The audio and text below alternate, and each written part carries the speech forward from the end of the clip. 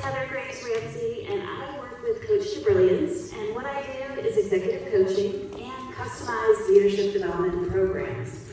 I've been doing this work for 19 years with companies all across the world. I have a cadre of coaches that I work with, and what we do is we help leaders increase their impact and build their confidence. One thing that we believe in many, but one thing that we believe in is showing up for your people and showing up for your community. And that's why this spring, when I was asked, I was like, I need to show up for my community. So I am going to be leading the bond campaign for next November. And I'm doing that because we moved here for the schools, the safety, and the engagement in the community. And I truly believe that this bond is going to help us protect that. So I have a very special guest here, somebody who I'm a super fan of, Mary Kay Larson. She is the Executive Director of Communications for the Lake Oswego School District, and she's going to help us understand a little bit more about this bond. Thank you, Heather. I'm glad you helped me this birthday. I didn't know you asked to be the chair. Thank you. That's my... Like we're being married. I did. You're asking. I'm going to make this quick, which is going to be the miracle. I just want to give you a little bit of information about the bond coming up. But first, let's talk about why that's important. Excellent schools are good for business, and our schools are fantastic.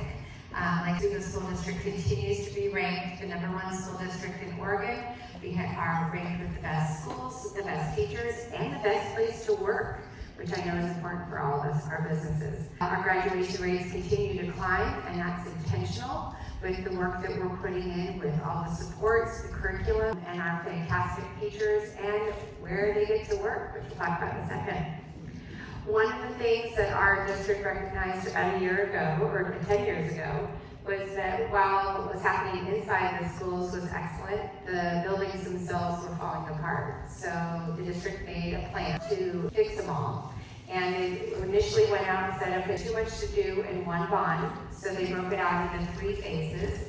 And phase 1 was passed by our voters in 2017. That rebuilt Lake Ridge Middle School, just down the street, and did a ton of repairs on roofs and boiler rooms and, hemorrhaging, as Tony likes to say. The second phase was approved by voters in 2021.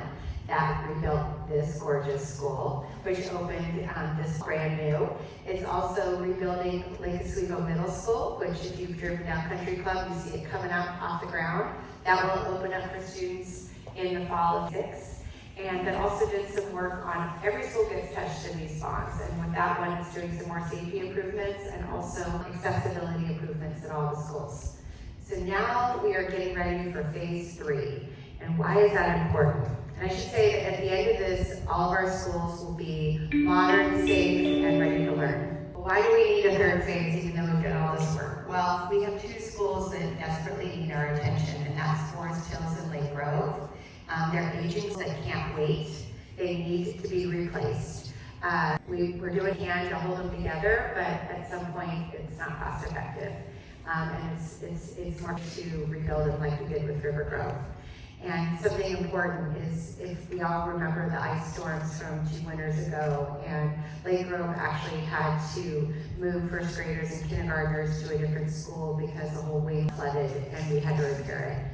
That school was built in the 40s, same era as Markham Elementary, our neighbor over in Portland, that shuttered for a year, and they were displaced. So these storms are a real reminder to us that it's time to replace these 2 schools. We also have critical infrastructure at all of our schools that haven't been rebuilt. An example of that is the fire alarm systems.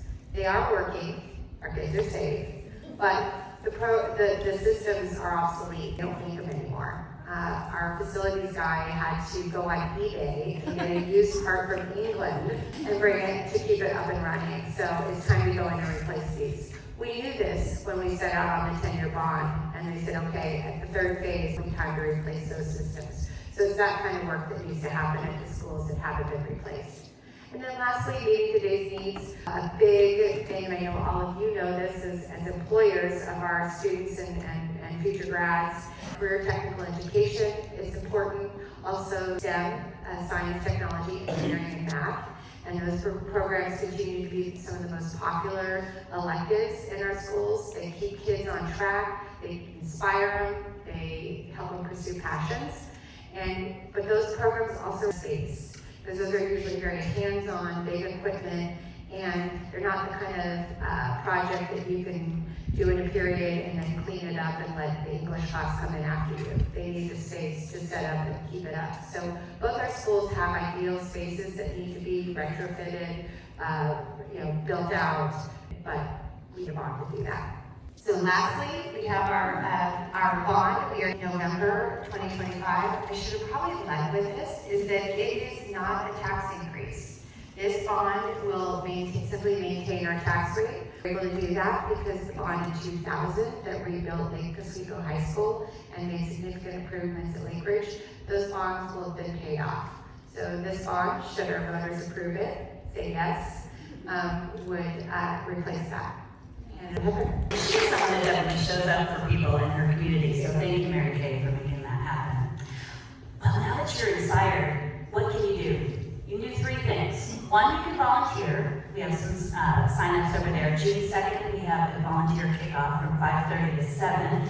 Even if you can't do that, even if you just want to do a little bit, we'd love your help. So we need all hands on deck. So volunteering, whether you work, stay, or play here, we need your help.